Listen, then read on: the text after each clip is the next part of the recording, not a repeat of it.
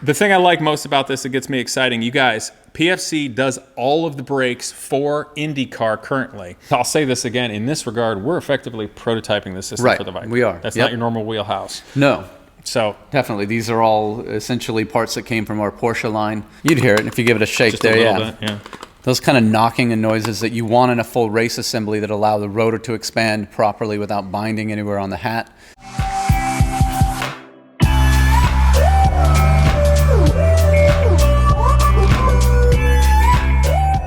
What's up, people? I am back with the Viper Track Day build.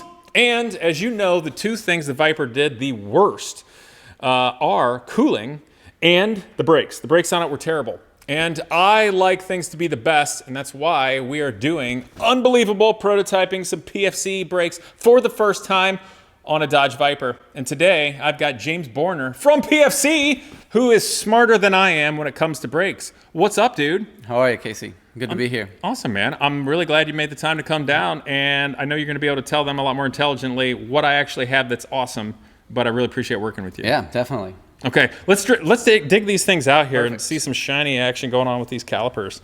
So the first thing that gets me excited, now this is the rear. It's a little small in the front, which means you got to get out the front because that's more impressive to people. The thing I like most about this that gets me exciting, you guys, PFC does all of the brakes for IndyCar currently. That's calipers, pads, rotors, all the carbon stuff for IndyCar. Correct. But you guys also do all the brakes for all the Road to Indy series cars. Correct, as well. The complete Road to Indy series, Indy Lights, or Indy Next, IndyCar. Oh, it's Indy Next now? Indy Next now. Okay, but is it still Pro 2000? Pro 2000. Okay, and then USF 2000? And USF 2000. Yes, I still know the names. Yep. Which I did get to drive Pro 2000 and do that one test with them back before. Now, very good. All the Road to Indy, if I'm not mistaken, are iron brakes. They are iron brakes. Commonly known as steel, though. Correct. And as another note, so even the Genius Garage Champ Car, IndyCar back to the 90s when they were very fast, it used iron brakes for road courses and then carbon for the super speedway. It did. So now I bring that up because on the Viper and many exotic cars and even like the Porsche factory race cars, some that have your brakes on it, they use iron brakes as well. They do. So can you give me a little what's up with that? Why are we not doing some crazy carbon ones on the Viper? Carbon ones will be, one, very, very expensive, and two, they don't have as good of a heat range. They only really want to work when they're super hot. So for that reason, the iron is much more forgiving on something that you want to have a wide range of temperature. Definitely. For various track days or something I still want to mess with on the street. It also gives you a lot of options to throw different pad compounds at it to really fine-tune and tailor the brakes for the vehicle, the track, your driving style. Awesome. Where you can add multiple layers of options. Well, we talked about that specifically, and that's what's cool about you guys, because your brake pads through different ranges and compounds are still compatible with the previous ones. Correct. So I can basically just swap them out on a different day based on what my conditions are. Yeah. And you'll want to have a little light bedding in after that, but they'll come in really, really quick when you're laying down our PFC compounds on top of one another. That's actually huge, you guys, for doing this. So something that made me really happy. But I wanted to talk about these calipers because that's what's really amazing. And when I see this, the first thing I noticed is this caliper is machined out of a single block of metal, isn't it? Correct. Monoblock? Both of these calipers start out as a single block of forged aluminum, and then they go through a variety of machining operations. This obviously being the front 6-piston large version. The rear axle gets a 4-piston with smaller pistons in it for the proper brake balance. Got it. So now, what I can tell from my basic engineering out here in the garage, that doing the monoblock is awesome because I'm guessing it ends up being lighter because you have to bolt something together, more reliable, and also with the sophisticated machining, and I'm thinking the design here, you're creating something that's so much stiffer than what a two-piece caliper could be. Correct. Generally, a monoblock will be stiffer as the aluminum can take the stresses, can take the forces much, much better while removing weight out. You could probably duplicate the stiffness with a bolted design, but it will be heavier. Got it. Yeah, and more complicated. No, complicated. Well, they're absolutely beautiful here too. Is there type of coating or plating on this as well? Yeah, the coating on this is electroless nickel plated. Okay. Two things it's doing is durability for hardness in the piston bore area. And then heat rejection for the caliper body, since it is very close to the rotor and the brake pads, which are the main source of temperature. That's where we want to get some temperature reductions to keep the aluminum of the caliper body in a happy operating range. So are you saying does it have a reflective quality to the radiant heat, and that helps keep the heat out of your fluid? Got it, got it. Okay, that's cool. Now, looking at the pistons here, one, based upon the coloring of, they look like some exotic material, but I'm seeing this orange ring here, and my guess is there's some kind of insulator here. Yeah, so on our piston designs, we use an aluminum-based material for the main piston. Okay. And then what you can see is the stainless steel piston cap. Got it. That is sandwiching a thermoceramic material to prevent heat from transferring from the back of the brake pad into the caliper fluid. That makes total sense. So it's the stainless steel piston here that actually touches the pad, which gets blazing hot. Yes. And then a thermoceramic material you mentioned, that's the insulator. And that's, I think did we mention earlier, one of the downsides of having ceramic brakes, rotors, is their less ability to dissipate heat. That is true. A ceramic is an insulator. So on a brake rotor material, while it works, it's still insulating. Sure. Well, the other thing I noticed on here too, a couple of little details. There's some little pad stoppers or alignment guides. What's up with them? So with our pad alignment guides to keep the pads located in the caliper properly, we have a bolt-in stainless steel abutment clip, is what we call it. That's to take the loads. Stainless steel is harder than the aluminum. So durability-wise, we want to keep those. Plus, it means you can replace that hardware in the event of wear and tear. Oh, smart. So long story short, when you got your pad in here, it's up against that. And so when it's actually being forced by the pistons into the rotor is forcing it into that small spot. The rotor is forcing it into the one end of the caliper. Got it. Due to that force from the friction force from the rotor, exactly. Got it. And as that pad wears and the pistons come out, it moves on the travel of that pad. And that's why the pad's got to be wide like that. Okay, and that's a heck of a lot of force in that tiny area. No, it is. So if it was just going in the aluminum, even with the plating, it'd wear up. Yeah, you'd wear into it with the plating. Yeah, you'd ruin it. Plating only being microns thick. Sure. Now, another interesting thing about these particular calipers, they're relatively wide here, and that's a big, meaty pad. So I'm thinking that's on purpose. What's up with that? That is. So that's a 28 millimeter thick pad. These calipers come from our Porsche Motorsports line that allows you to run endurance racing. Oh, nice. So in endurance racing, you want a fat pad to be able to manage the heat. Yeah, you don't want to have to be changing pads so much in the middle of the race. Now, I don't think we talked about, so obviously you guys are killing it with IndyCar and Road to Indy, which is premier racing in the world. But what's the story with your relationship with Porsche and Porsche factory brakes and stuff? Yeah, our relationship with Porsche started in 2012 with PFC earning the contracts for the 991 GT3 Cup cars. Oh, nice. And then that was essentially when these calipers were introduced in their forging in their initial version. Then 2016, they brought along the GT4 Club Sport race cars, and they've been continuing to build those up until present day as well with the PFC brake system. And you do, for the GT4 stuff, you do everything? Correct. Pads, calipers, and rotors? Pads, calipers, rotors, and brake fluid. Awesome. Now, what we've got here for the Viper was not originally designed for the Viper kit, but you and I spent a bunch of time finding rotors, hats, and calipers that would fit and maximize everything we can do with the wheels I have on this, which are now the latest generation Viper-sized wheels. Yeah. So we can put a lot under it. We did find hats that work, but they were some off the shelf, and I had these CNC drilled to be able to suit the Viper's crazy 6 lug. Yeah. So this is prototyping, guys. It'll work just fine, but obviously if you guys do this in the future, it'll be made specifically for that. But what are these? You just mentioned these are effectively the same calipers that were in which Porsche? Effectively. So any of our GT3 Cup or GT4 Club Sport utilize a version of this caliper that comes from this forging. So this starts out as a forging. Oh, I see. We cut it one specific way for the Porsche specific programs. And then for our PFC line, we have a few different machining options that allow us to put these on basically street cars. Super cool. Well, let's look at something else here. Now, when we look at the actually, do you mind setting that on the table there? When we look at the rotors and the hats, if I'm not mistaken, the attachment system here with the tabs or the tangs on the rotors, and then this clip or ring, if I'm using the right word, is that your own design? That is our PFC design called the V3 attachment system that we use the hat itself, aluminum, to drive the lugs of the rotor. And then we have a retaining ring 2-turn that snaps in place in a retaining groove so that you can do a quick change on the brake rotor It also is allowing for much better torque loading of the brake rotor without the bobbins that can twist and turn and then take a lot of assembly time. Right, and then the bobbins, I'm guessing, also gives you added cost by doing Added something cost, like that. exactly. So, for instance, you guys can't see it, but off camera, the Genius Garage Indy car, or Champ car from the year of the split, has some amazing componentry on it. It's top tier, and it ran your rotors. It did, back yeah. then. We were big time in that. Much the same design, although it had titanium bobbins, whereas this has the tabs. Yep. Now, these are machined really beautifully, how well this fits into the hat. And then we simply use this clip, and as you guys may have saw, I just used my Swiss Army knife, Right. Canover/screwdriver to do it, which is not probably the recommended tool, but actually worked really well. Works fine. Any flathead screwdriver type tool will work to remove the rotor retaining ring. For sure. Well, I'm going to put this on real quick. Now, Yeah. we decided to go all out, and we did the full floating tolerances of the hat to the rotor. And I know that you guys can also do a little bit tighter one. Yeah. What's the scoop with that?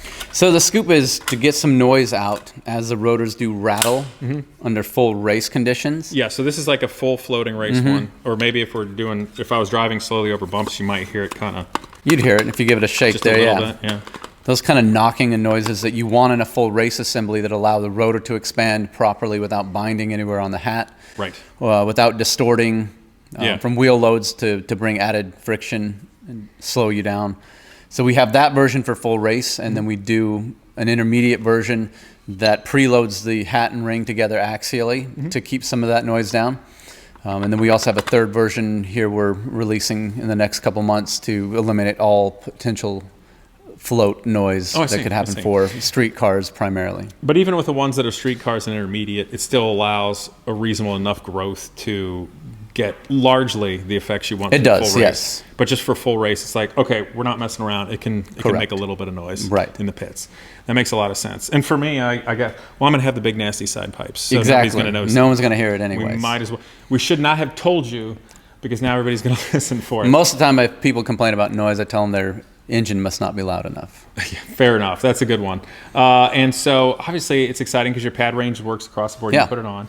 The other thing you guys did is just a note, the hardware is pretty neat. So these calipers are stud mounted. They are.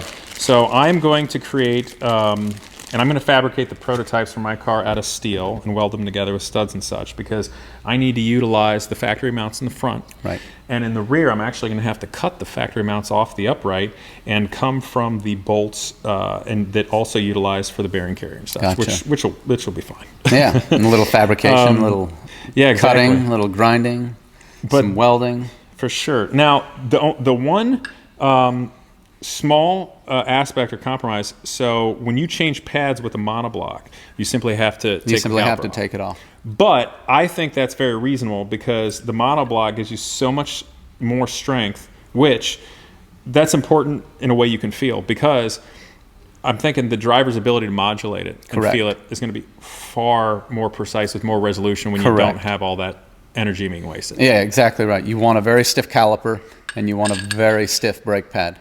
That's what gives the driver the ability to modulate and know, hey, my brakes are either on point or they're not. Right.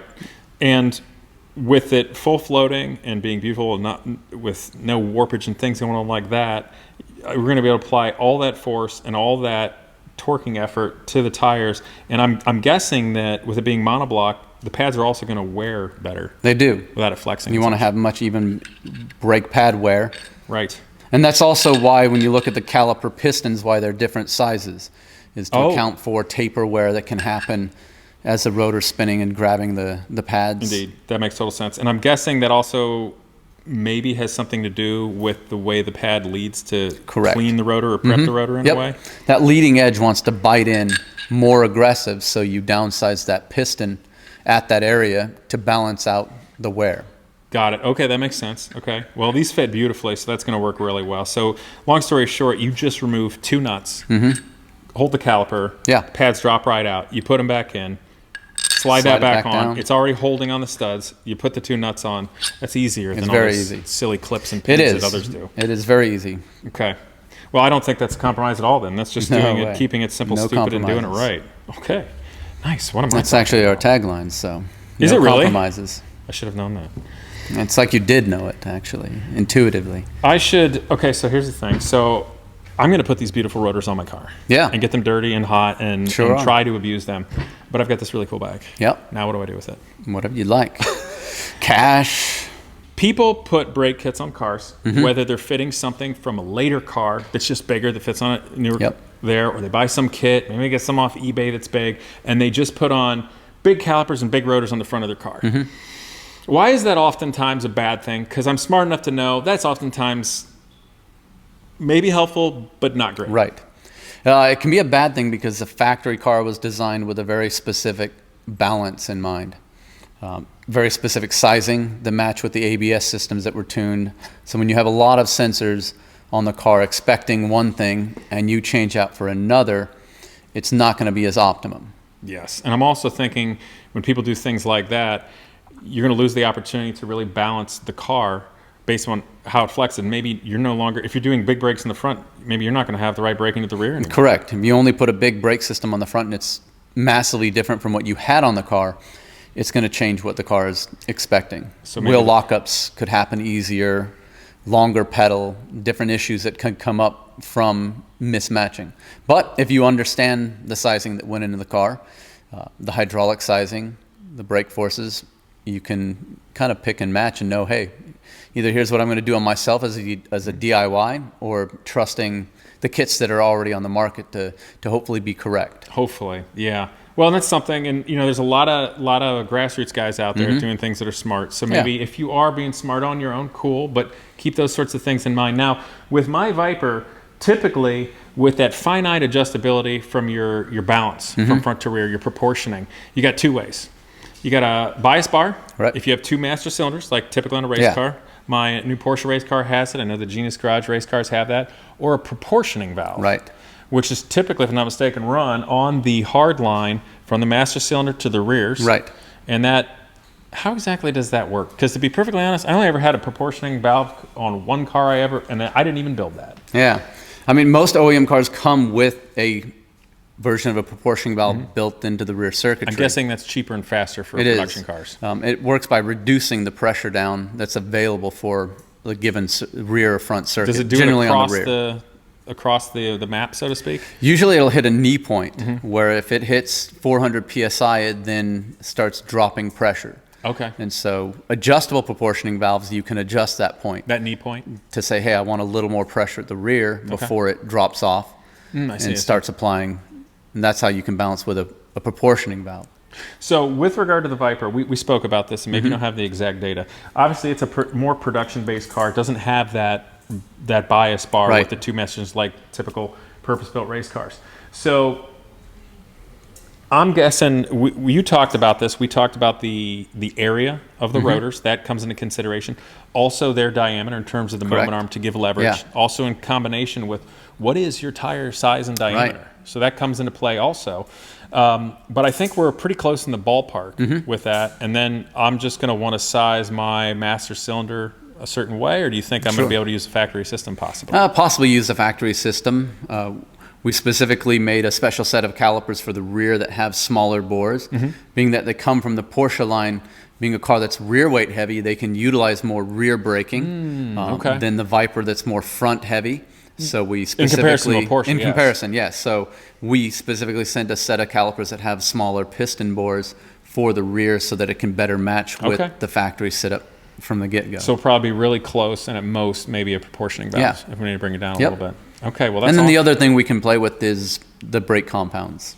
Oh, sure. While they won't fix anything hydraulically, if you're within a window and want a little bit of adjustability, you can use a more aggressive compound front or rear. That makes sense. To help you get the perfect balance you want. Okay, perfect. But that's more of a last. It's a last resort, but also it can be useful if you don't have the adjustability, say in a proportioning valve or a bias bar. Okay. That's kind of your only other area to change biasing. And I'll say this again, in this regard, we're effectively prototyping the system for the Viper. We are. That's not your normal wheelhouse. No. So definitely, these are all essentially parts that came from our Porsche line. On the calipers, and then the rotors came from our Tesla aftermarket rotor line. That's exciting. And the reason we did that is the diameters and such are right. and similar to Porsche and work for this. But because the Viper's kind of kooky and weird, the offsets and different diameters of the flange, we ended up using that. Yeah, so. to be able to get you guys parts that we wanted to put on the car, it was easier to kind of go through a couple little prototyping stages with known products. I appreciate that. Well, it's fun, and I hope you guys are enjoying doing this with me, and it means a lot that they actually came in and do this. So as a note, first of all, I've used you guys, how long has your company been around doing pads? That was like your first thing, wasn't it? Since the 80s, I believe 83 is the big time introduction of a lot of our major compounds, carbon metallics, that became very, very big in NASCAR. Yes, that was a huge thing. Well, I mean, I always knew about you guys, even from when I was a kid, just starting to get in with my dad in autocrossing. Because brake pads, that's like the first thing you do when you're starting out and you don't really have a lot of money and you're getting out there. Yep. And even a young man, he drove his Porsche 944 track car here, and I told him, you're going to need pads, dude. And do it for that as well, even. No, that's the first step. You want to do anything with your brake system, put in better pads and better brake fluid. Exactly. PFC carbon metallic pads have been known from the get-go to be able to be a superior pad for performance driving. For sure. Well, we've run it on all the Genius Garage cars, and I know I've used it on all my past race cars, so that's pretty exciting. And then obviously what we're doing here, guys, with the Viper and prototyping that with the rotors and the calipers, that's super high-end, next level, and really exciting. But keep that in mind when you're watching IndyCar. If you see Road to Indy, that's all their stuff. It's super high-end. The same technology and care and detail go into all of the Porsche kits. And as an example, what other kind of cars? I heard Tesla, and I think you also do Audi and such. What other manufactured thing are you guys making rotors and calipers for nowadays? So right now, primarily the caliper kits are for the Porsche line, as we brought those over from the Porsche Motorsports, but we do intend to release them for alternates. Could be a Viper, could be BMWs. BMW is our other key market for high performance brake kits, rotors, pads that we do a lot of work with. That they've always fallen in love with our product as well. So looking to definitely grow those markets, but for now we've got the Porsche line, we've got these calipers here that allow us to do things with you. Rotors we definitely range a little more on. We do a full line of brake rotors and pads for the Tesla markets that sell exclusively through Unplugged Performance out there in California. So we got connected with them a couple years back, and it's been very, very good things for us with them as well. Very cool. And then pads, pads a much wider application range. Porsche, almost any Porsche street car, BMW, and then heavy duty kind of transport vehicles is our other maybe lesser known industry. Getting in it for trucks, commercials, transport. That's big. Air disc. Things where heavy duty severe applications. It's what we focus on. For sure. And going back to that with regard to Porsche, so we talked about, IMSA and such. And if I ever do any IMSA driving in Porsche, among others, I'm sure these guys are going to be on there. But so for people with street Porsches and whatnot, they can order the same calipers from racing, but they work and are reliable on the street and good. It's not just like a funky race-only thing you have to deal with. And then, and as we mentioned earlier, the rotors, you have 3 different tolerances basically, so you still have the floating effect, but it's not going to make any noise for the street too. Correct. That's we know it's like street noises can be a little annoying, squeals, squeaks, bumps.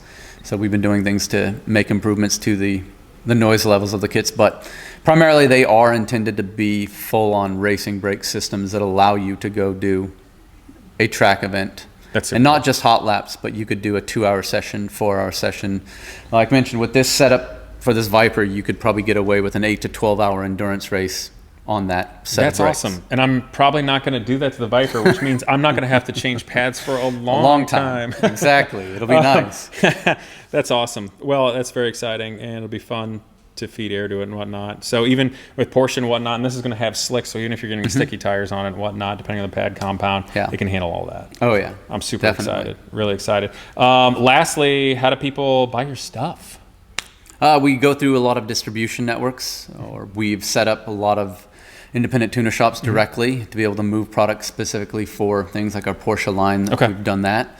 But we're through a lot of the bigger race supply shops. Bimmer World is one of our big distribution networks that we deal with a lot. So people can check out your site, see a lot of what's going on, find out about you, but then go to all those smaller places. Could be anything from like Pegasus Racing. You said Bimmer World, things like that. Hair Racing. Oh, yes. A few of the others I know. OG Racing. They all carry our product. We got the thing called Mr. Google's helpful for that. Google's very helpful for that. When I have memory that's lacking all the time. For sure. Always. Well, James, I really appreciate you coming out. I'm going to get these brackets made next and get it on here because I've got That'll be exciting. Definitely. I'm so excited because I got my coolers on here. I know it's going to cool. Now it's going to stop. So it'll be fun to go shake down. Yeah. Get it balanced in, and let's go thrash this thing, you guys. And then I'm thinking maybe we need to do something else cool in the future too. Definitely. And keep it going. You've got a lot of cool projects going on, a lot of great things to put awesome brakes on. I appreciate that. Well, and the other thing is with the channel, it came to me one day. It's been fun doing all the builds and street cars and everything, but my love's racing, and race building with the cars. So really want to just do more of that here and the adventure, see where it goes, but enjoy building race cars, high end, entry level, that people can enjoy that in the adventures too, and showcasing cool stuff like this for builds and going somewhere. But I think we're going to get this thing out and show it to some people. Let's do it. See you guys next time. Go down in the description below and check out PFC. Seriously, been using my whole life in racing, and this is the best. Okay.